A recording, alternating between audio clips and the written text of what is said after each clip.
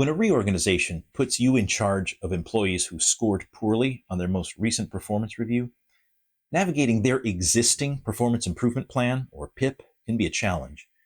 Success depends on treating each person as an individual human being. Here are three different examples that I've faced in my career. First was what I call the culture clash. A recent college graduate had come from another country. His behavior came across as disrespectful and unacceptable in our company culture of respect and value for all people.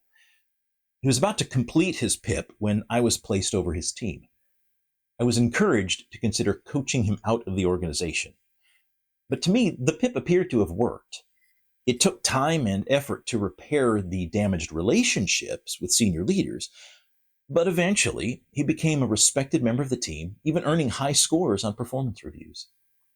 The second is what I call the temporary trauma. As part of a reorganization knowledge transfer, I was told that one of my new team members had recently become disengaged. He wasn't contributing or meeting his obligations to the team, and he was in the middle of a PIP. In our weekly one-on-ones, I learned that his only living parent had recently died, and he was the only one of his siblings who was still alive at the time. He had taken the time for bereavement, but things were certainly not back to normal.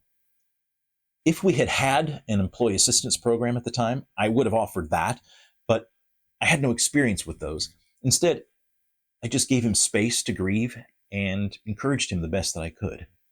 Now, both of those two individuals, for both of those scenarios, were still there and thriving years later when I left the company.